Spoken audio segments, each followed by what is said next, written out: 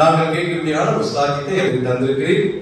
இந்த மாதத்தின் 3வது பரிசுத்தமான நாளிலே ஆலயத்துக்கு அழைத்து வந்து உடைய வார்த்தை மூலமாக எங்களோடு பேச நீ அறிவை சித்தம் கொண்டிருக்கிறேன். நன்றி செலுத்துகிறோம். இந்த நாளிலும் உடைய வார்த்தை எங்களுக்கு பிரயோஜனமாக இருக்க உதவி செய்யும். உணர்த்துகிற காரியங்கள் நாங்கள் உணரவும், ஆசீர்வதிக்கிற காரியங்கள் நாங்கள் ஆசீர்வதிக்கப்படவும் எங்களுக்கு உதவி செய்யும். இப்பொழுது நீர் பேசுமானவரே நாங்கள் கேட்கிறோம். இயேசு மூலம் கேட்கிறோம் அன்புள்ள பிதாவே, ஆமென். அல்லேலூயா.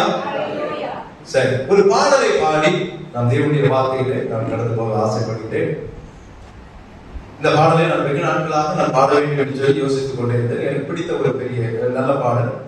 அவை நான் பாடுகின்றேன். ஒருவேளை தெரிந்தவர்கள் என்னோடு இணைந்து பாடுங்கள். இன்னும் வரும் நாட்களில் நம் ஆலய ஆராதனையிலும் இந்த பாடலை நாம் பாட இருக்கின்றோம். ஆகவே இதை நாம் சிறப்பு பாடலாக நான் பாடி அதன் பிறகு நாம் தேவனுடைய வார்த்தைகளை கடந்து போகிறோம். தெரிந்தவர்கள் என்னோடு இணைந்து நீங்கள் பாடும்படியாக கேட்கும். உம்மை போற்றி பாடுவோம் எங்கள் உயர்ந்த கண்மலையே. இந்த வார்த்தைகள் ரொம்ப அழகா இருக்கும்.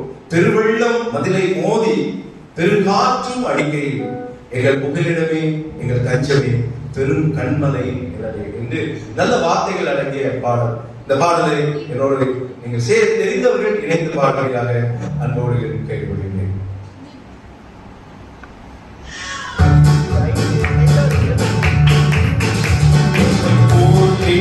பாடுவோம் எங்கள் உயர்ந்த கண்மலையே, உம்மை போற்றி பாடுவோம் எங்கள் உயர்ந்த கண்மலையே. பெருவெள்ளம் மதிலை மோதி பெரும் காற்றும் அடிக்கையில், பெருவெள்ளம் மதிலை மோதி பெரும் காற்றும் அடிக்கையில் எங்கள் புகலிடமே எங்கள் கஞ்சமே பெருங்கண்மலையின் நிழலே. எங்கள் புகலிடமே எங்கள் கஞ்சமே பெருங்கண்மலையின் நிழலே. இயேசு இயேசு இயேசு என்னை நேசித்தார். இயேசு இயேசு இயேசு என்னை மாற்றினார். இயேசு இயேசு இயேசு என்னை நிறைந்தார். என்றென்றும் என் நெஞ்சில் நிறைந்தார். உம்மை போற்றி பாடுவோம் எங்கள் உயர்ந்த கண்மலையே. செல்வாடும் உம்மை போற்றி பாடுவோம் எங்கள் உயர்ந்த கண்மலையே. செங்கடலும் பிளந்து போகும் யுத்த சேனையும் அமிழ்ந்திடும். செங்கடலும் பிளந்து போகும் யுத்த சேனையும் அமிழ்ந்திடும். எங்கள் பராக்கிரமே எங்கள் பலனும் நீரே, ஜெயம் எடுப்போம் மாறே. எங்கள் பராக்கிரமே எங்கள் பலனும் நீரே, ஜெயம் எடுப்போம் மாறே.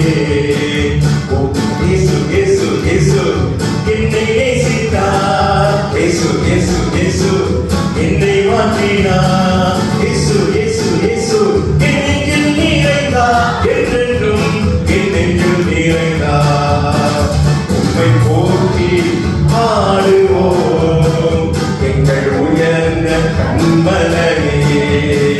உம்மை போற்றி பாடுவோம் எங்கள் உயர்ந்த கண்மலையே. ஆண்டவர் நம்மை உயர்ந்த ஸ்தானத்திலே வைக்க விரும்புகிறார். அப்படிதான் வைத்திருக்கிறார். ஆனால் நாம் ஆராய்ந்து பார்க்க வேண்டும். அவர் எப்படியாக நமக்கு இருக்கிறார். அவர் கண்மலை. அவர் நமக்கு தேனாக இருந்து, அவர் நமக்கு வழியும் எண்ணெயாக இருந்து நமக்கு அநேக ஆசீர்வாதங்களை அவர் கொடுத்து கொண்டு வருகிறார். ஆகவே தெரிந்த இந்த கதையை என்னோடு சேர்ந்து இருக்கிற பாடத்தையாக கேட்டுக்கொள்கிறேன். என்னை உயர்ந்த ஸ்தானங்களில் வைத்தவரே, நீ ஒருவரால் அந்த கிரியை செய்திருக்கிறேன் சொல்லி நம்பிக்கையோடு விசுவாசத்தோடு இந்த கதையை சேர்ந்து நாம் பாடுவோம்.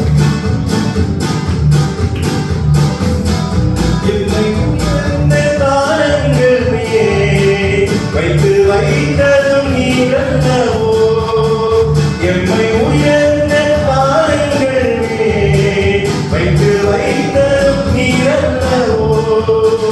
கண்மலையேயும் வழியும் கருவறை நீரல்லவோ. கண்மலையே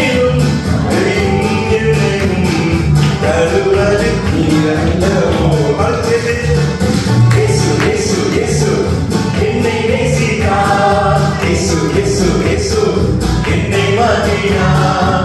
இயேசு இயேசு இயேசு என் நெஞ்சில் நிறைந்தார், என்றென்றும் என் நெஞ்சில் நிறைந்தார். உம்மை போற்றி பாடுவோம் எங்கள் உயர்ந்த கண்மலையே, உம்மை போற்றி பாடுவோம் எங்கள் உயர்ந்த கண்மலையே. அதே பாடுவோம். உம்மை போற்றி பாடுவோம் எங்கள் உயர்ந்த கண்மலை. கடைசி ஒரே பாடுவோம். உம்மை போற்றி பாடுவோம் எங்கள் உயர்ந்த கண்மலையே. அல்லேலூயா. ஆண்டவர் எவ்வளவு நல்லவர் இல்ல? இந்த வார்த்தைகளை கேட்கும்போது எவ்வளவாய் ஆண்டவர் நம்மை நடத்தி இருக்கிறார். ஆனா அப்படிப்பட்ட ஆண்டவருக்கு நாம் பாத்திரரா இருக்கிறோமா? அவர் விரும்புகிற மாதிரி நாம் இருக்கிறோமா? அதுதான் இன்னைக்கு மூன்றாவது வாரத்திலே. இந்த மூன்றாவது வாரத்திலே நாம் பாவப்பட்டியலை நாம் பார்த்துக் கொண்டிருக்கிறோம். உங்களுக்கு ஏற்கனவே தெரியும், இந்த பாவப்பட்டியல் கிட்டத்தட்ட 20 கடைசி போன மாதத்திலே 3வது நாளில் கனவீனம் என்கிற பாவத்தை குறித்து நான் பகிர்ந்து கொண்டேன். உங்களுக்கு தெரியும், அகந்தை, அறியாமை, அவிசுவாசம், அசட்டை, அவசரம், அசதி, அஞ்சனம், அடங்காமை, அன்பின்மை, அவமதித்தல், அச்சம், அபகரித்தல், அறிவீனம், அநீதி, அறிவிக்காமை. அதற்கு பிறகு கலகம், கடுங்கோபம், கஞ்சத்தனம், கவலைப்படுவது, கனவீனம். இப்படியாக 20 வகையான பாவங்களை நாம் ஒவ்வொரு வாரமும் 3வது ஞாயிற்றுக்கிழமை பார்த்துக் கொண்டிருக்கிறோம். இன்றைக்கு இந்த மாதத்தின் 3வது ஞாயிற்றுக்கிழமை இருக்கிறபடியால் கடின இருதயம் என்கிற ஒரு பாவத்தை குறித்து நான் உங்களோடு பகிர்ந்து கொள்ள ஆசைப்படுகின்றேன். குறிப்பாக இன்னைக்கு எனக்கு ஞாபகம் இல்ல, சரோஜாமா ஜபம் பண்ணும்போது இன்னைக்கு தந்தையர் தினம் சொன்னாங்க. நான் காலையில நான் மொபைல் அதிகமா பார்த்துருந்தேன்னா நான் டக்குன்னு தெரிஞ்சிருக்கோம்.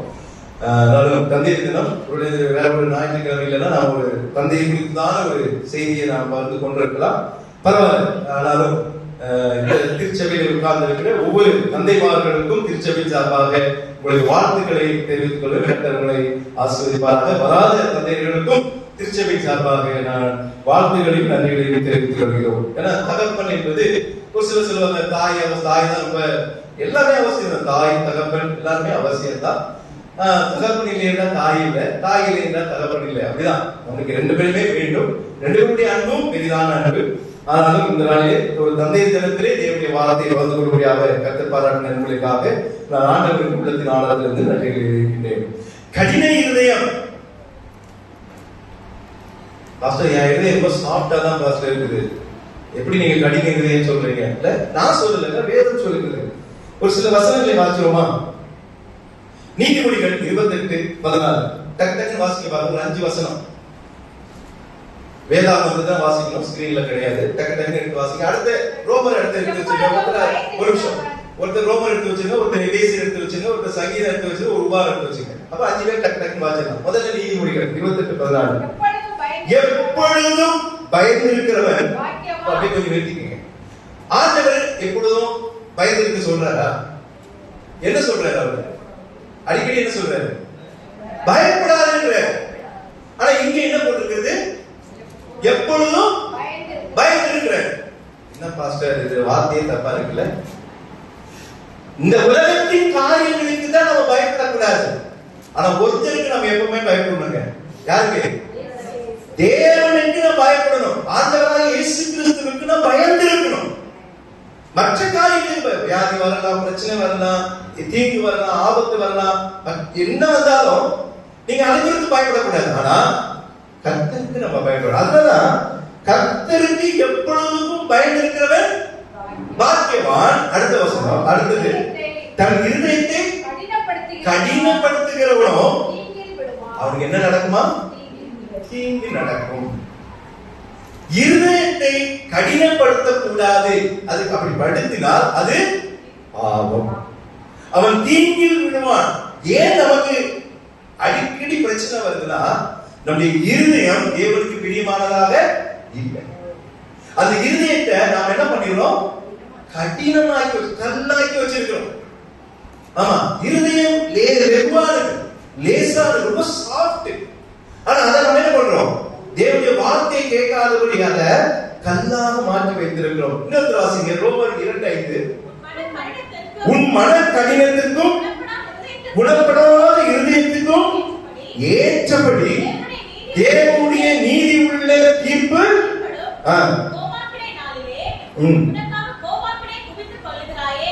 இது ஒரு பாவம் என்பதற்கு இந்த வார்த்தை ஒரு ஆதாரமாக இருக்கிறது.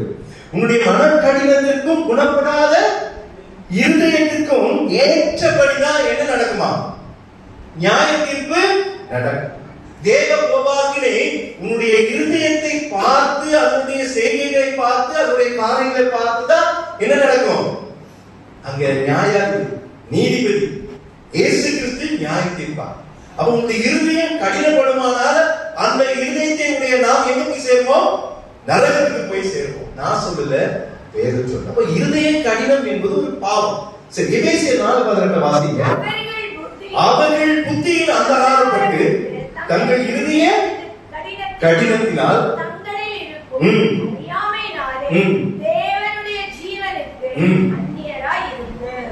ஆண்டவரோடு நெருக்கமா இருக்கிறோமா, தூரமா இருக்கிறோமா? அது எதுல தெரியுமா? நீங்கள் இருதயத்தை ஆண்டவருக்கு கொடுத்திருந்தா நாம் தேவனோடு இருக்கிறோம். நீங்கள் இருதயத்தை தேவனை விட்டு நீங்கள் அந்நியமா வைத்திருந்தா நாம் தேவனுக்கு அந்நியமா இருக்கிறோம். ரொம்ப தெளிவா அப்போஸ்தலன் பவுல் நல்ல தெளிவா சொல்றாரு. உங்களுடைய இருதய கடினத்தின் நிமித்தமாக நீங்க தேவனை தூரமா வச்சிருக்கீங்க. ஏன் நமக்கு பிரச்சனை வருது? ஏன் நமக்கு ஆபத்து வருது? ஏன் நமக்கு நாம் விரும்பாத காரியம் நடக்குதுன்னா, கர்த்தர் நம்ம வார்த்தை மட்டும் சொல்லிடுவோம். அவர் என்னை கைவிட மாட்டார், நான் உன்னை விட்டு விலகுவதுமில்லை, உன்னை கைவிடுதல் சொல்லிட்டார். அவர் சொல்லிட்டாருங்க. ஆனா அதை நிறைவேற்றுகிறதுக்கு அவர் வல்லவராய் இருக்கிறார். அதை வெற்றி கொள்வதற்கு நாம் தகுதியற்றவர்களாக இருக்கிறோம். உங்களுடைய இதய கடினத்தின் நிமித்தமாக அவரை தூரமா வச்சுட்டு நாம நம்ம வேலையை பார்த்துக்கிறோம். அப்படி செய்யா அது பிரயோஜனம் கிடையாது. அது ஒரு பாவம், அது ஒரு தீங்கு, அது நமக்கு நன்மை தராது. தெளிவாய் சொல்கிறது. அது மட்டும் சங்கீதம் 95 மாறி மாறி வாசிச்சோம். எத்தனை பேர் அதை வந்தீங்களோ தெரியாது. எனக்கு பெரிய ஆசை ஒண்ணு உண்டு. இப்ப உட்கார்ந்து இருக்கீங்களா, ஃபுல்லா இருக்கு. இவ்வளவு பேரும் 9 மணிக்கு ஆராதனை ஆரம்பிக்கும் போது என்ன பண்ணணும்? வரணும். எனக்கு ரொம்ப சந்தோஷமா இருக்கும். தாசம் நிறைவேறுமான்னு எனக்கு தெரியல. நிறைவேறுவது உங்க கையில தான் இருக்கு. இந்த ஆலயத்துல நடத்தும் போது இந்த 9 மணிக்கு இப்படிப்பட்ட ஒரு கூட்டம் வரணும். 9 இருக்காதுன்னா கொஞ்சம் நிரம்பு 10 மணிக்கு ஃபுல்லாக பரவாயில்ல. ஆனாலும் நம்ம எதுக்கு சொல்லணும்னா, அந்த மாறி மாறி வாசிக்க வேண்டிய சங்கீதத்துல 95ஆம் சங்கீதத்தை இன்றைக்கு வாசித்தோம். அதுல 8ஆம் வசனம் ஒரு வசனம் சொல்லப்படுகிறது. வாசிங்க. இன்று அவருடைய சத்தத்தை கேட்பீர்களாகி வனாந்தரத்தில் கோபம் ஊட்டின போதும் சோதனை நாளிலே நடந்தது போல உங்கள் இருதயங்களை என்ன சொல்றாரு தாவீது ராஜா? உங்கள் இருதயத்தை கடினப்படுத்தாதீர்கள், சோதனை நாளிலே நடந்தது போல. ஏன்னா தேவ கோபாக்கினையிலிருந்து நீங்க தப்பித்துக் கொள்ள வேண்டும் என்றால் உங்களுடைய இருதயம் கடினப்படக்கூடாது. இருதயத்தை தேவனுக்கு நேராக நீங்கள் திரும்ப வேண்டும். அதான் ஆண்டவர் சொன்ன மத்தேயு 5:8 மலை பிரசங்கத்தில், இருதயத்தில் சுத்தமுள்ளவர்கள் பாக்கியவான்கள், அவர்கள் எங்க போவாங்க?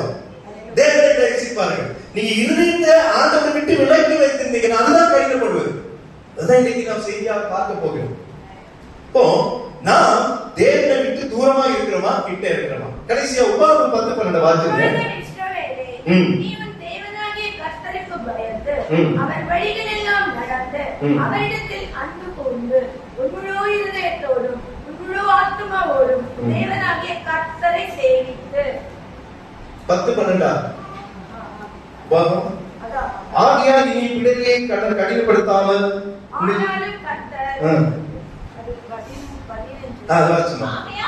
ஆகையால் உங்கள் பிடரியை கடினப்படுத்தாமல்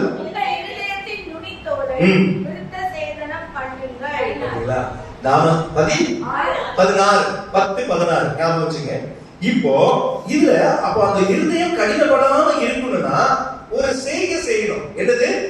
உங்களுடைய இருதயத்தின் நுனித்தோலை விருத்த சேதனம் பண்ணுங்கள் என்ற தேவையில்லாத காரியங்களை என்ன பண்ணணும்? கட் பண்ணி போடு, எடுத்து போட்டுங்கிறார் ஆண்டவர். தேவை இல்லைங்கிறார். அப்ப அப்படி நீங்க வச்சுக்கிட்டே இருந்தீங்கன்னா உங்களுடைய இருதயம் கடினப்பட்டு போயிடும். 2 பேர் ட்ரெயின்ல போயிட்டு இருக்காங்க. ஒருத்தர் ரொம்ப படித்தவர், நல்ல சூட் போட்டுக்கிட்டு உட்கார்ந்துருக்க. எதிரில ஒரு சாதாரண கிராமத்தில் ஒரு மனிதர் வேசி சட்டை போட்டுக்கிட்டு அமைதியா உட்கார்ந்துருக்காரு. வேற அந்த அந்த கம்பார்ட்மெண்ட்ல யாரும் இல்ல, 2 பேர் தான் இங்க இருக்காங்க. அப்ப இந்த பணக்காரருக்கு அவர் கொஞ்சம் பெருமை பிடிக்கிறார், தன்னுடைய இருதயத்தில் பெருமை கொள்கிறார். எதிரில் இருக்கிற மனிதன் பார்த்தோன்னே ஒரு சாதாரண மனுஷனா இருக்கிறேன், சரி இவங்க எல்லாரும் வாய் கொடுத்து ஏதாவது ஒண்ணு கேட்போம் அப்படின்னு சொல்லி 2 பேரும் என்ன பண்றாங்க, ஒரு பார்த்துக்கிட்டு இருக்காங்க. அப்போ இந்த படித்த பணக்கார மனிதர் சொல்றாரு, ரொம்ப தூரம் போறோம், நீங்களும் அங்கதான் போறீங்க. ஆமா, நானும் அங்கதான் போறேன். சரி, இப்படியே போயிட்டு தான் போர் அடிக்கும், பேசாம ஒண்ணு பண்ணலாம். என்னது அப்படின்னா அந்த கிராமத்தான் இவ சொன்னாரு, நான் ஒரு கேள்வி கேட்பேன், அதுக்கு நீங்க பதில் சொல்லணும். பதில் சரியா சொல்லிட்டீங்கன்னா நான் 1000 ரூபாய் கொடுக்குறேன். அடுத்து நீங்க ஒரு கேள்வி கேட்கணும், நான் பதில் சொல்லிட்டேன்னா என்ன பண்ணணும், 100 ரூபாய் கொடுக்கணும். அது பதில் தெரியலன்னா 100 ரூபாய் கொடுக்கணும். அப்ப அவர் சொல்றாரு, என்னங்க நான் பதில் சொல்லலாம் மட்டும் நீங்க 1000 ரூபாய் எனக்கு தரீங்க. என்ன அவனுக்கு என்னன்னா, நான் ரொம்ப படிச்சவன், எனக்கு எல்லாம் தெரியும், அதனால அவன் தெரிஞ்சு 100 ரூபாய் வருவது எனக்கு கண்டிப்பா கிடைக்கும். ஆனா இவன் படிக்காதவன், இவன் கண்டிப்பா இவன்ட்டு 1000 ரூபாய் நம்ம கொடுக்க வாய்ப்பு இல்லைன்னு சொல்லி இந்த பணக்காரன் நினைத்து கொண்டார்.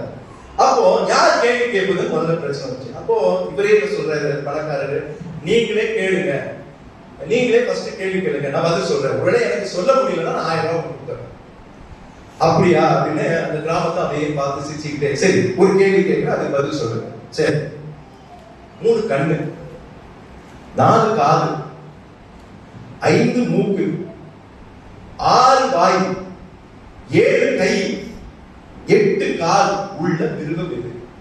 இது கிராமத்தான் கேட்ட கேள்வி.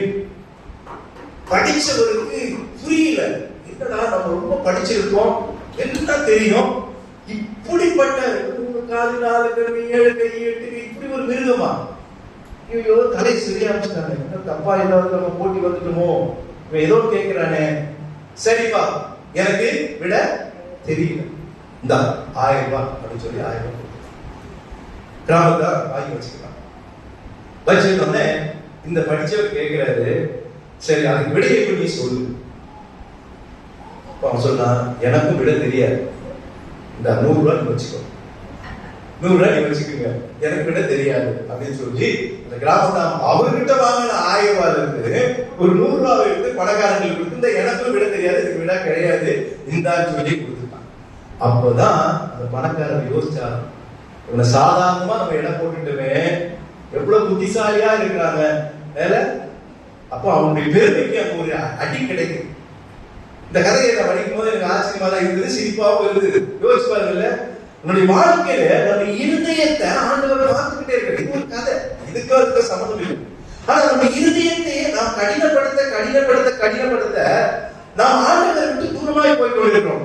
எப்போ முதலாக கர்த்தர் மனஸ்தாபப்பட்டார்? வேதத்துல வாசிக்கிறோம்ல, ஆதியாகமம் 6ஆம் அதிகாரம் 5ஆம் வசனம் 6ஆம் வசனத்தில் இப்படியாக சொல்லப்படுகிறது, மனுஷனுடைய அக்கிரமமும் பூமியிலே தெரிந்தது என்றும் அவன் இருதயத்தில் நினைவுகளில் தோற்றமெல்லாம். அந்த இருதயத்திலே எப்போ மனிதர்கள் பொல்லாப்பை செய்ய ஆரம்பித்தார்களோ அப்பொழுதே ஆண்டவருக்கு என்ன வந்துருச்சு? மன கஷ்டம் வந்துருச்சு. என்ன பாருங்க, தாம் பூமியிலே மனுஷனை உண்டாக்குறதுக்காக கர்த்தர் மனஸ்தாபப்பட்டார். அது அவருடைய இருதயத்துக்கு, நீங்க உங்களுடைய இருதயங்களை தேவனை விட்டு தூரமாக்கும் போது அவருடைய இருதயம் என்னவா இருக்குன்னா விசனமா இருக்கு. கவலைப்படுறாங்க. இந்த இருதயத்தை குறித்து, என்னுடைய இருதயத்தை குறித்து ஆண்டவர் கவலைப்படுறாரு. ஐயோ, என் மகன் என் மகள் அவள் என்னை விட்டு தூரமா, இந்த இருதயத்தை அவள் கடினப்படுத்திக் கொண்டிருக்கிறார்களே, இந்த இருதயத்தை அவள் எனக்கு நேராக திரும்பாமல் இருக்கிறார்கள். ஆண்டவர் விசனப்பட்டுக் கொண்டிருக்கிறார், மனஸ்தாபப்பட்டுக் கொண்டிருக்கிறார். நமக்கு அதை பத்திலாம் கவலை. நம்ம இஷ்டத்துக்கு வாழ முடியாது. அதற்கு நாம் அழைக்கப்படவில்லை. ஆண்டவருடைய பிள்ளைகள் ஆண்டவருக்குரிய காரியங்களிலே ஆண்டவர் விரும்புகிறபடிதான் வாழ முடியும். கொஞ்சம் கஷ்டம் தான், அவ்வளவு ஈஸி கிடையாது. இந்த உலகத்துல அது அவ்வளவு ஈஸி கிடையாது. ஆனா வாழ நம்ம முயற்சிக்க வேண்டும். நம்ம இஷ்டத்துக்கு பாவம் பெரிய தப்பு மேல தப்பு. நான் சொல்றது வெளிநாட்டுல புறஜாதிகளை சொல்றேன், ஆண்டுடைய பிள்ளைகளை சொல்றேன். பாவத்தை குறித்த பயமே கிடையாது, இன்னைக்கு இல்ல. வாழ்ந்து கொண்டிருக்கிறார். தன்னுடைய இருதயத்தை அவர்கள் கடினப்படுத்திக் கொண்டிருக்கிறார்கள். அவர்கள் தீங்கில் விழுவார்கள். நான் சொல்ற தீங்கு இந்த உலகத்துல இல்லைங்க, இந்த உலகத்துல தீங்கு உண்டு. ஆனா பெரிய தீங்கு என்ன தெரியுமா? எங்க போயிட்டு கடைசியில நரகத்துக்கு போயிடுவீங்க. நான் அடிக்கடி சொல்றேன், நரகத்துக்கு கல்வாரியிலே காரியத்தை எந்த ஒரு தேவனுடைய பிள்ளைகள் எங்க போக கூடாது? நரகத்துக்கு போக. எல்லாமே மோட்சத்துக்கு போகணும். அதுக்காக தான் ஆராதனை நோக்கமே நம்மை பரலோகம் கொண்டு சேர்க்கிறாங்க. இந்த உலக ஆசீர்வாதங்களுக்கு மாத்திரம் நம்ம வரல ஆலயத்துக்கு. நாம் மனம் திரும்பி பாவங்களிலிருந்து நாம் விடுதலை பெற்று தேவனுடைய வார்த்தை மூலமாக ஆராதனை மூலமாக நாம் ஆசீர்வதிக்கப்பட்டு நாம் நம்முடைய இருதயத்தை ஆண்டவர் நேராக திருப்பும்படியாக ஆலயத்துக்கு வருகிறோம். இப்ப ஆலயத்துல வந்தும் இன்னும் நம்ம நம்முடைய இருதயத்தை ஆண்டவர் நேராக திருப்பாமல் இருந்தால் நம்ம எங்க போய் சேர்வோம்? கடைசியில அவர்கள் தீங்கில் விடுவார்கள். ஆனா கர்த்தருக்கு பயந்திருக்கிறவர்கள் பாக்கியவான்கள். அதை நீ மறந்துடாது. கர்த்தருக்கு பயந்திருக்கிறவர்கள் தன்னுடைய இருதயங்களை ஆண்டவருக்கு நேராக திருப்புவார்கள். தாவீது சொல்ற சங்கீதம் பெரிய பாவத்தை செய்தார். எனக்கு கொஞ்சம் நேரம் நிறைய கொடுத்துட்டாரு ஆண்டவர். அதான் கொஞ்சம் விவரமா சொல்றேன், இல்லைன்னா ஷார்ட்டா முடிச்சுக்கிறேன். டைம் எனக்கு நிறைய வந்துச்சு. அதுல கொஞ்சம் தூங்காம தயவு செய்து வார்த்தைகளை கேளுங்க. கர்த்தர் உங்களோடு பேசி கொண்டிருக்கார். என்னோடு பேசின வார்த்தைகள் நான் ஒரு 4 பாயிண்ட் தான் எடுத்துட்டு வருவேன். வார்த்தைகள் கர்த்தர் கொடுப்பது. நான் என்ன பேசுறது யோசிச்சுலாம் வர்றது கிடையாது. இங்க என்ன ஆண்டவர் எனக்கு கொடுக்குறாரோ அதை நான் பேசுறேன், அவ்வளவுதான். இப்போ சங்கீதம் 51:10 வாசிக்கிறோம். தாவீது ராஜா பெரிய பாவம், என் இருதயத்துக்கு ஏற்றவன் என்று ஆண்டவர் சொன்னார். அந்த இருதயத்தை அவர் தேவனுக்கு விரோதமாக செயல்படுத்தினார். அப்போ ஆண்டவர் அவனை கண்டிக்கிறார், ஆனா மன்னிக்கிறார். அப்படிதான் நம்முடைய ஆண்டவர் அவன் மன்னித்துக் கொண்டிருக்கிறார். இல்லைன்னா இந்த சீட்ல நீங்க உட்கார முடியாதுங்க. ஆமா, இந்த சீட்ல நீங்க உட்கார்ந்து இருக்கீங்கன்னா ஆண்டவர் நமக்கு தந்த பெரிய மன்னிப்பு, மறந்துடாதீங்க. அவர் கண்டிக்கிறார், ஆனா தண்டிக்கிறது இல்லை, மன்னிக்கிறார். ஆனா அதை கண்டிக்கும் போது நாம் என்ன பண்ணோம்? உணர்வே அந்த ஆவி. அதனாலதான் 51:10 வாசிக்க சங்கீதம் 51:10 தேவனே சுத்த இருதயத்தை என்னிலே செய். பாருங்க, சுத்த இருதயத்தை கேட்கிறார் யாரு? இதே ஆண்டவர் தான் தாவீதை பார்த்து சொல்றாரு, என் இருதயத்துக்கு ஏற்றவன் சொன்னார். ஆனா இப்போ என்ன சொல்றாரு? ஆண்டவரே, நான் அப்படிப்பட்டவன் இல்ல, நான் பெரிய பாவி. உங்களுடைய அந்த நீ விரும்பின அந்த இருதயத்தை எனக்கு நீங்க சுத்த இருதயத்தை என்னிலே சிருஷ்டியும் நிலைவரமான ஆவியை என் உள்ளத்தில் புதுப்பியும். ஏன்னா பெரிய பாவம் செஞ்சுட்டார். அப்போ ஆண்டவர்கிட்ட ஒரு மன்னிப்பு கேட்கிறார்.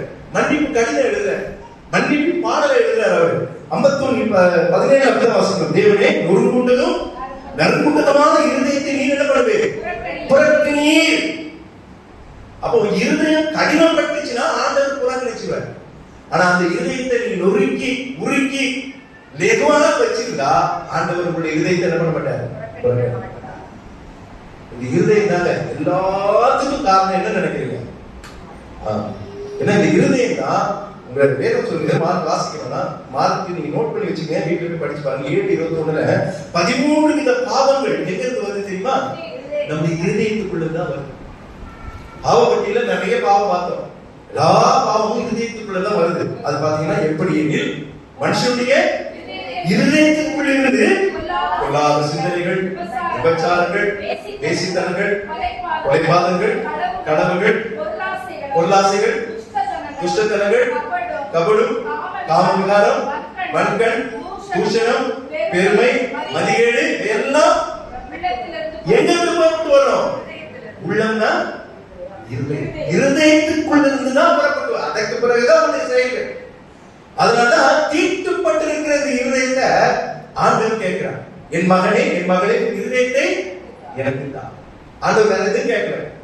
உங்க பணக்கார அவர் கொடுப்பாரு, உங்களுக்கு எல்லாம் உங்களுக்கு எல்லாம் அவர் கொடுப்பாரு. ஆனா அவர் கேட்கிற ஒரே காரியம் உங்களுடைய இருதயத்தை ஆண்டவருக்கு. ஆனா ஆண்டவருக்கு கொடுக்காம நம்ம எதுக்கோ யாராருக்கெல்லாமோ கொடுக்கணும் இல்ல, அது பிரயோஜனம் கிடையாது. ஆண்டவருக்கு அந்த இருதயத்தை விரும்புகிறார். அந்த இருதயம் ஆண்டவருக்குரியது. அதுக்கு பாவங்கள் வரக்கூடாது என்று ஆண்டவர் விரும்புகிறார். அப்போ நம்முடைய இருதயத்தை ஆண்டவருக்கு நாம் கொடுக்க வேண்டும். அதை கடினப்படுத்தக்கூடாது. சரி, செய்திக்குள்ள வந்து தங்கள் இருதயத்தை கடினப்படுத்தின மனிதர்கள் வேதாகமத்துல நிறைய பேர் இருக்கிறார். அதுல ஒரு சிலரை நாம் பார்க்க போவோம். முதலாவது தன்னுடைய இருதயத்தை கடினப்படுத்தினவர்கள் யார் தெரியுங்களா? பார்வோன் ராஜா. இது உங்களுக்கு தெரியும். பார்வோன் ராஜா இஸ்ரவேல் ஜனங்களை 430 வருஷம் அடிமைப்படுத்தி வைத்துக் கொண்டிருந்தான். அப்ப அவர்கள் ஜெபிக்கிறார்கள், அழுகிறார்கள், கூக்குரலிடுகிறார்கள், ஆண்டவரே என்ன நீங்க காப்பாற்ற மாட்டீங்களா அப்படின்னு சொல்லி இஸ்ரவேல் ஜனங்கள் அழுகிறார். அப்போ ஆண்டவர் என்ன பண்ணுகிறார், மோசேயை அழைத்து நீ போ இஸ்ரவேல் ஜனங்களை அழைத்து வா அப்படின்னு சொல்லி அனுப்புறார். இந்த கதை ஒரு பெரிய கதை, உங்களுக்கு தெரியும். நீங்க பாத்தீங்கன்னா மோசே பார்வோன் சந்தித்த பிறகு கிட்டத்தட்ட ஒரு 25 முறை பார்வோனும் தன்னுடைய இருதயத்தை தேவனுக்கு விரோதமாக என்ன பண்ணுகிறார், கடினப்படுத்திக் கொண்டே இருக்கிறார். எத்தனை முறை நீங்க அதை படிச்சு பாத்தீங்கன்னா தெரியும். 25 முறை நீங்க வருகிறீங்க செயலை வச்சு பாத்தீங்கன்னா 25 முறை, கிட்டத்தட்ட நான் சரியா சொல்லல, கிட்டத்தட்ட 25 முறை வருகிறது. அவனுடைய இருதயத்தை பார்வோன் கடினப்படுத்துகிறான். எப்படின்னா நம்மள மாதிரிதான். ஏதாவது ஒரு வார்த்தையை நம்ம கேட்ட உடனே ஆண்டவர் பேசுவார், இனிமேல் செய்யக்கூடாது அப்படின்னு ஒரு எண்ணம் வந்து ஒரு மணி நேரம் கழிச்சோ இல்ல ஒரு நாள் கழிச்சோ இல்ல ஒரு வாரம் கழிச்சோ நமக்கு மீண்டும் அந்த காரியம் வரும்போது இந்த முறை பார்த்துக்கலாம், செஞ்சுக்கலாம், இந்த முறை செஞ்சிடலாம், அடுத்த முறை ஆண்டவர்கிட்ட மன்னிப்பு கேட்கலாம் அப்படின்னு சொல்லி என்ன பண்ணுவோம், ஆண்டவரை நாம அந்த இருதயத்தை விட்டு தூரமா வச்சுக்கிட்டு நம்ம இஷ்டத்துக்கு செய்வோம். பார்வன் அப்படிதான் செய்யறாரு. உங்களுக்கு தெரியும் அந்த சம்பவம். இவன் கூப்பிடுவான், ஜனங்களை அனுப்புறேன்னு சொல்லுவான், போயிட்டு ராத்திரிக்குள்ள அவங்க மனசு என்ன பண்ணிடும், மாறி அடுத்த நாள் வந்து என்ன அனுப்புங்கன்னா என்ன சொல்லுவான், அதெல்லாம் அனுப்ப முடியாது. இப்படி நிறைய முறை கடைசியில எப்ப அவன் அனுப்புறான் தெரியுங்களா, வேதம் சொல்கிறது அதுக்கு முன்னாடி அவன் இருதயத்தை கடினப்படுத்தினான் சொல்றது. ஆனா வேதம் சொல்கிறது கடைசியில தேவனே பார்வோனுடைய இருதயத்தை கடினப்படுத்தினான். நீங்க யாத்திராகமம் 8:32 வாசிங்க. பார்வோன் இருதயப்படுத்தினான், அப்படிதான் சொல்லுகிறது. யாத்திராகமம் 8:32. பார்வோனோ இந்த முறையும் போதும், அவ்வளவுதான், வேண்டியதுதான்.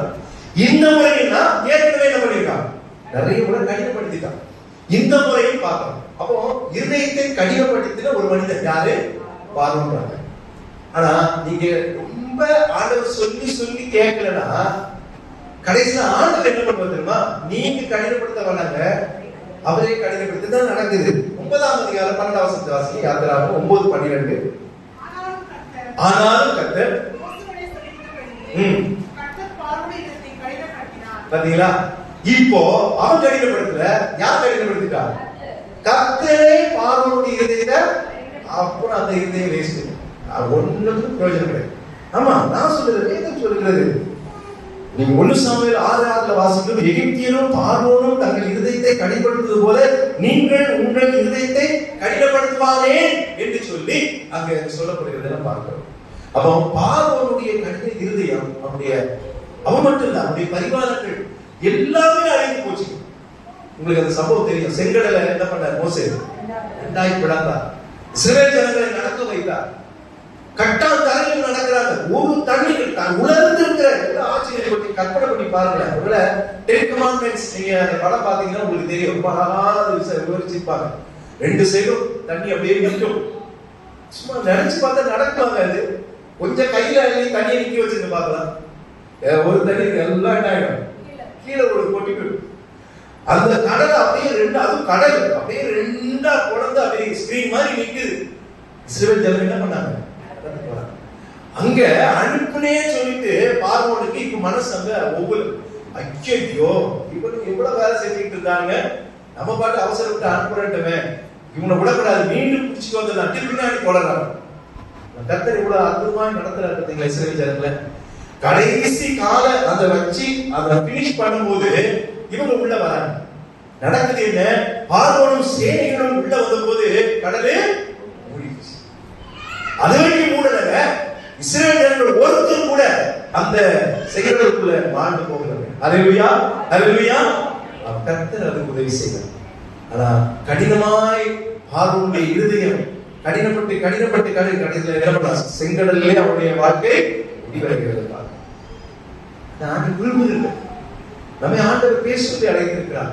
நம்மை ஆண்டவர் கண்டிப்பாக உங்களை என்னையும் பேச சொல்லி அழைத்திருக்கார் என்பதை எந்த ஒரு மாற்றம் இல்லைன்னா நீங்க உட்காரவே மாட்டீங்க. ஒவ்வொருத்தரும் நீங்க பேச சொல்லி தான் அவர் அழைத்திருக்கிறார். இருதய கடினமாக கர்த்தர் கவலைப்படுவதை பார்க்கிறாங்க. பார்வோனுடைய கடின இருதயம் அந்த வாழ்க்கையில ஒரு பெரிய ஒரு தோல்வியை கொண்டு வந்தது என்று வாசிக்கிறோம். இரண்டாவது, இஸ்ரவேல் மக்களுடைய கடின இருதயம்.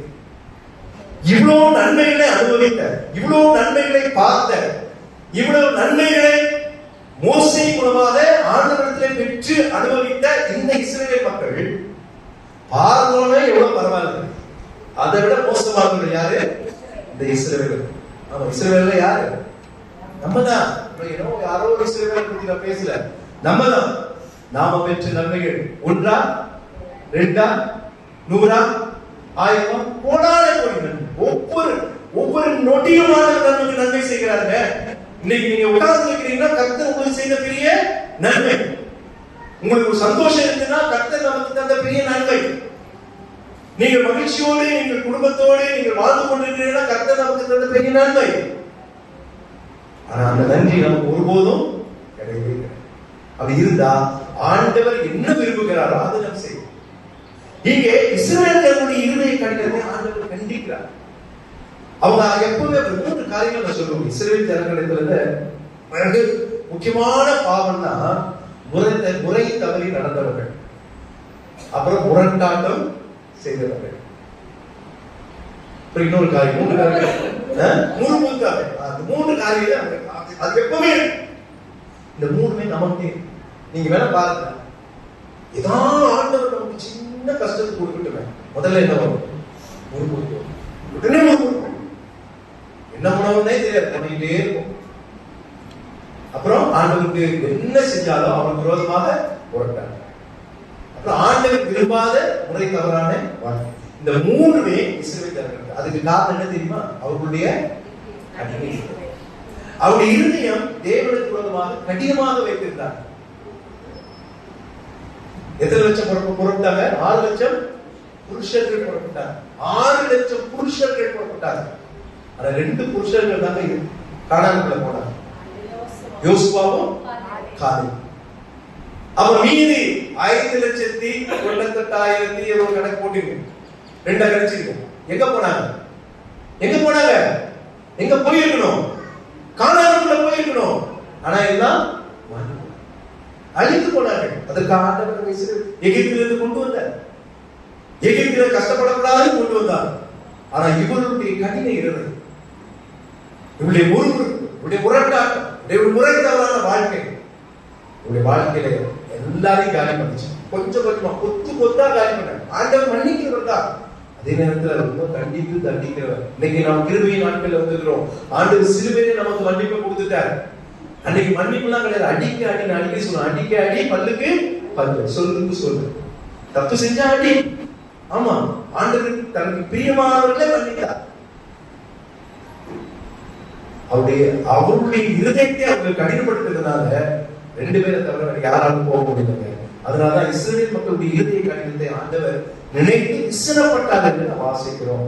எசேக்கியேல் 18:31-32 ஆண்டவர் சொல்லுகிறார், நீங்கள் துரோகம் பண்ணின உங்களுடைய எல்லா துரோகங்களையும் உங்கள் மேல் இராதபடிக்கு விலக்கி உங்களுக்கு புதிய இருதயத்தையும் புதிய ஆவியையும் உண்டு பண்ணி கொள்ளுங்கள்.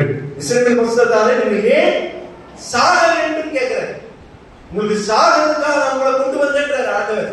உங்கள் புதிய இருதயத்தை புதிய ஆவியை நீங்கள் பெற்றுக் கொள்ளுங்கள். நமக்கு புதுசாக வேண்டாங்க. என் இருதயம் எப்போவே பழசாவே இருக்கட்டும், அது இருதயம் கடினமாவே இருக்கட்டும். ஆண்டவர் என்ன கூப்பிடும்போது போய் சேருங்க, தப்பு கிடையாது. எங்க போறீங்க? எங்க போகணும்? அதான் முக்கியம். இங்க எத்தனை வருஷம் வாழ்வீங்க ஒரு மனுஷன் சொல்லுங்க? 90 வாழ்ந்துருவீங்களா? 100 வாழ்ந்துருவீங்களா? இன்னைக்கெல்லாம் 60 தொடர்ந்து. ஆமா, அப்போ தத்தி தடுமாறி 60 தொட்டுன்றது பெருசா இருக்கு. 70 கிடையாது. ஆமா, ஆண்டவர் சொல்லிட்டார். ஆமா, மனுஷனுடைய ஆயுசு நாட்கள் 70, வேதத்தின் மிகுதியா 80. அதுவும் 10 வருஷமும் சஞ்சலம் தான், சஞ்சலமும் வியாதியும் தான். கூட இருக்கிற சொத்து செத்து கொலைய மாட்டான் சொல்லுவோம். அந்த சூழ்நிலை வரும். ஆமா, ஆனா பரலோகம் என்பது ஒரு நாள் அனுபவம் இல்ல, ஒரு வருஷம் அனுபவம் இல்ல, 100 வருஷம் அனுபவம் இல்ல, 1000 வருஷம் அனுபவம் இல்ல. காலமா என் பரலோகத்துல வாழ போறாங்க. அதே வாழ்வுதான் இங்க இங்கேயும் வைக்கப்படுது எங்க நரகத்தில். அப்போ நீங்க இந்த இருதயத்தை கடினமாக்கிட்டா நீங்க காலகாலமா எங்க போய் இருக்கணும்? நரகத்துல போயிடும். இருதயத்தை ஆண்டவருக்கு நீங்க கொடுத்துட்டீங்கன்னா நீங்க பரலோகத்துக்கு போயிடும். இது ஒரு எச்சரிக்கை செய்தி. நம்முடைய இருதயங்களை ஆண்டவருக்கு நேராக திருப்புங்கள், திருப்புங்கள், திருப்புங்கள். நீங்கள் கடினப்படுத்தாதீர்கள். இஸ்ரவேல் ஜனங்கள் கடினப்படுத்தினார்கள், அவர்கள் அங்கங்க மாண்டு போனார்கள் என்று வாசிக்கிறோம். இஸ்ரவேல் வம்சத்தாரே, நீங்கள் ஏன் சாக வேண்டும்? மனம் திருங்கள், அப்பொழுது பிழைப்பீர்கள் என்று ஆண்டவர் சொல்கிறார். ஆண்டவர் கடினமான வார்த்தைகளை பார்த்துக்கிறார். அப்போ இரண்டாவது இஸ்ரவேலுடைய கடின இருதயத்தை குறித்து கர்த்தர் விசனப்படுகிறதை நாம் பார்க்கிறோம். மூன்றாவது இயேசு கிறிஸ்து வாசிக்க கேட்ட மார்க் எழுதின சுவிசேஷம் 3ஆம் அதிகாரத்தில் ஒரு சிலரை கண்டிக்கிறார். யாரது?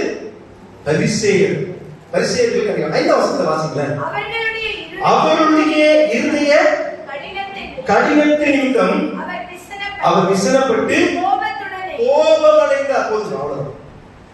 ஆண்டவரை கோபமடை செய்த பரிசேயர்கள். அதுக்கு என்ன காரணம்? அவருடைய இருதயம் கடினம். அவங்களுக்கு ஒரே எண்ணம், இயேசுவை குற்றம் பார்க்கணும், இயேசுவிடத்திலே குற்றம் காட்டணும், இயேசுவிடத்திலே குற்றம் சுமத்தணும். அதுதான் அவருடைய எண்ணம். ஆனா முடியல. ஒரு சாதாரண ஒரு மனுஷன் தானியேல் இடத்துல குற்றம் சுமத்த முடியலங்க. இவன் ஆண்டவராக இயேசு கிறிஸ்து கடவுள், தெய்வம், நமக்கு எல்லாமா இருக்கிறவர், இந்த உலகத்தை படைத்தவர், சர்வ வல்லவர், அவரை நீங்க குற்றம் சுமத்த முடியுமா? ஆண்டவர் அவர்களை பார்த்து ஒரு கேள்வி கேட்டது, என்னிடத்தில் பாவம் உண்டென்று உங்களில் யார் என்னை குற்றப்படுத்துவோம்? நீங்க நான் சொல்ல முடியுமா? பேசி உடனே கை தூக்குவோம். தப்பே இல்லையா? பாவமே இல்லையா? லிஸ்ட் போட்டு வா அப்படின்னு சொல்ல முடியாது. ஆனா இயேசு கிறிஸ்துவால சொல்ல முடிஞ்சது, என்னிடத்தில் பாவம் ஒன்று. அப்படிதான் சொல்றது. எல்லாரும் பாவம் செய்து தேவ மகிமை அற்றவர்கள் ஆனார்கள். ஆமா, ஆனா ஆண்டவர் நம்ம திரும்பியாக நம்ம நீதிமானாக மாற்றி வைத்திருக்கிறார். நம்ம இருதயத்தை ஆண்டவர் திருப்பி வைத்திருக்கிறார். ஆனா திரும்பி போன இருதயத்தை நம்ம என்ன பண்றோம்? ஆண்டவருக்கு விரோதமாக திருப்பி வச்சிருக்கோம். பரிசேயர்களுடைய கடின இருதயத்தை குறித்து ஆண்டவர் கோபமடைந்தார். கோபம் ஆகல, கோபமடைந்து அவர் சொல்ல வேண்டிய காரியத்தை சொல்லுகிறார். இன்னைக்கு நானும் அதுதான் சொல்றேன். உள்ள கடினமாக இருந்தாலும் நீங்கள் இருதயத்தை கடினப்படுத்தினீங்கன்னா நீங்க ஆலயத்துக்கு வருவது வேஸ்ட், ஆண்டவரை நீங்க ஆராதிப்பது வேஸ்ட், நீங்க பைபிள் வாசிப்பது வேஸ்ட், ஜெபம் பண்ணுவது வேஸ்ட். உங்களுடைய இருதயம் தேவனுக்கு நேராக இல்லாமல் அந்த பாவ பட்டியலில் உங்களுடைய இருதயங்களை கடின இருதயத்தோடு வைத்திருந்தீங்கன்னா நீங்கள் பண்ணுவது அனைத்தும் வீண் வீண் வீண். நான் சொல்லல, கர்த்தர் சொல்றேன். நீங்களும் நானும் பரலோகம் போக வேண்டும் என்றால் நம்முடைய இருதயத்தை ஆண்டவருக்கு நேராக திருப்ப வேண்டும். பரிசேயர்கள் இவர்கள் மேலே குற்றம் சுமத்தும்படியாக என்ன தப்பு பண்ணாரு அவரு? அந்த சம்பவம் தெரியும் உங்களுக்கு. சூம்பின கையுடையவனை ஆண்டவர் என்ன பண்றார்? குணமாக்குறார். குணம் எப்ப ஆக்குறாங்க? ஓய்வு நாள்ல சாப்பிட மாட்டீங்களா? ஆண்டவர் கேட்கிறார், ஓய்வு நாள்ல யாரும் சாப்பிட மாட்டீங்களா? ஓய்வு நாள்ல சாப்பிட சொன்னார். இப்போ பழைய ஏற்பாடு காலத்துல ஓய்வு நாள்ல என்ன பண்ணும்? பேச்சு கூட பேசக்கூடாது. சொந்த பேச்சை பேசக்கூடாது. ஞாயிற்றுக்கிழமை 12 மணி ஆரம்பிச்சு ஞாயிற்றுக்கிழமை 12 மணிக்கு 24 மணி நேரத்துல சொந்த பேச்சை நீங்க எவ்வளவு பேசுவீங்க? கொஞ்சம் லிஸ்ட் போட்டு பாருங்க. சொந்த பேச்சு நிறைய பேசுவீங்களா? கர்த்தருடைய காரியங்களை எண்ணிக்கொண்டிருப்பீங்களா? கர்த்தருடைய செய்கைகளை எண்ணிக்கொண்டிருப்பீங்களா? அது பாத்தீங்கன்னா ஒரு அரை மணி நேரம் ஆண்டவருடைய காரியங்கள் இருந்தாலே நமக்கு அதிகபட்சம் தான். 23 மணி நேரம் நமக்காக தான் எல்லாத்தையும் செய்யும். அது ஆண்டவர் விரும்பல. அட்லீஸ்ட் பாதி மணி நேரத்தையா கொடுங்க. வேலைக்கு போகும்போது நீங்க ஒண்ணும் பண்ண முடியாது, வேலைக்கு போறவங்க போங்க. ஆனா நம்ம ஒண்ணுமே ஒரு நிமிடம் கூட கொடுக்கிறது இல்லையே. அப்படி எப்படி உங்களுடைய இருதயம் சீர்படும்? அப்புறம் எப்படி உங்களுடைய இருதயம் ஆண்டவருக்கு நேராக திரும்பும்? திரும்பவே திரும்பாது, கடினப்படுத்திக் கொண்டே இருக்கும். கடைசியில ஆண்டவரே இவன் லாய்க்கே இல்லைன்னு என்ன பண்ணுவான்? உங்க இருதயத்தை கடினப்படுத்துவார். அப்புறம் நீங்க நினைச்சாலும் வாய்ப்புகள் கொடுக்கும் போது வாய்ப்புகளை நீங்க பிடித்துக் கொள்ளணும். வாய்ப்பு உங்களுக்கு போயிடுச்சுன்னா ஒண்ணுமே பண்ண அப்படிதான் நம்ம யோசிப்போம். சரி, இப்படி பண்ணியிருந்தா ஒரு காரியம் இப்படி கனவு விட்டு இருந்தா நம்ம தப்பு. பரிசேயனுடைய அந்த இருதய கடினத்தை ஆண்டவருடைய ரொம்ப கண்டித்து விசனமடைந்து அவர் என்ன சொல்றாரு? நீங்கள் மனம் திரும்பவே மாட்டீங்க என்று ஆண்டவர் சொல்றாரு. நீங்க மனம் திரும்பவே மாட்டீங்க. அதனாலதான் ஆண்டவர் வார்த்தை இந்த 2 பேரும் பரிசேயர்களுக்கும் சதிசேயர்களுக்கும் என்ன சொல்லுவாரு? உங்களுக்கு ஐயோ. அடிக்கடி சொல்ற இந்த வார்த்தை, உங்களுக்கு ஐயோ. யாரும் விரும்ப மாட்டாங்க. நான் யாரையா பார்த்து நீ அவ்வளவுதான் உனக்கு ஐயோ அப்படின்னா என்ன அடிக்க ஆனா சொல்ல உங்களுக்கு ஐயோ. ஏன்னா நீங்கள் இருதயத்தை கடினப்படுத்தி விட்டீர்கள். மாயக்காரர்களே, மாயமாதமானவர்களே, வெள்ளை அடிக்கப்பட்ட கல்லறைகளே, வெளியே சுத்தமா இருக்கும், வெள்ளையா இருக்கும், பார்க்க எல்லாம் நீங்க பல பலன் இருக்கீங்க. உள்ளுக்குள்ள என்ன இருக்கு எனக்கு என்ன தெரியும்? உங்களுக்கும் ஆண்டவருக்கு தான் தெரியும். இல்ல, ஆண்டவருக்கு பிரியமில்லாத காரியங்களை செய்யக்கூடாது. இதுதான் பாவப்பட்டியல்ல நாம் சொல்லக்கூடிய காரியமே அதுதான். நாம் தேவனுக்கு விரும்பாத காரியங்களை ஒரு நிலையிலும் எப்பொழுதும் செய்யவே கூடாது.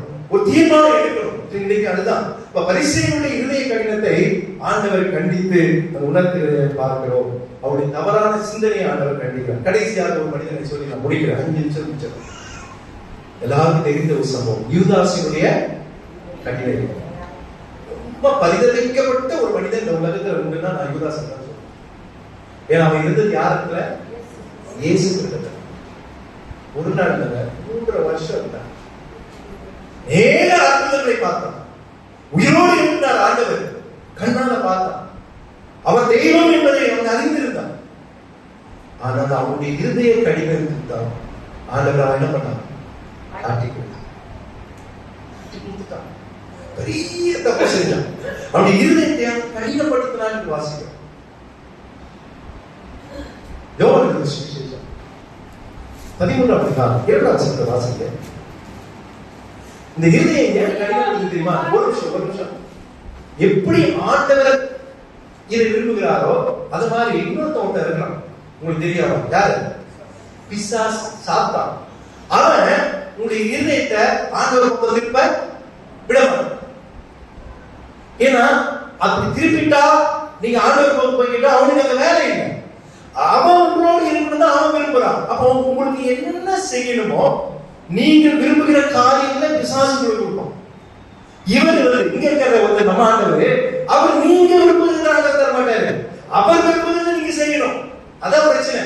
ஆனா இங்க பிசாசு நீங்க விரும்புகிறத செய்யலாம். அந்த 2 சாய்ஸ்ல நீங்க எதை தேர்ந்தெடுப்பீங்க? யோசிச்சு பாருங்க. எப்பா ஏன் இஷ்டத்துக்கு நான் வாழலாம், அதுதான் எனக்கு வேணும், அதுதான் சந்தோஷம், அதான் மகிழ்ச்சி. இங்க அத வாசிங்க. 13:2. சீமோனின் குமாரனாய் யூதாஸ் காரியோத்து அவரை காட்டிக் கொடுக்கும்படி பிசாசானவன் அவன் இருதயத்தை தூண்டின பின்பு. இங்க யூதாஸ யார் தூண்டினா? பிசாசு யூதாஸ தூண்டினா. சரி, இப்போ பேதுரு கிட்ட போய் அவன் தூண்ட முடியுமா? ஏன் யூதாஸ் கிட்ட? ஏன்னா அவனுடைய இருதயத்தை அவன் தேவனுக்கு எதிராய் அவன் வைத்திருந்தான்.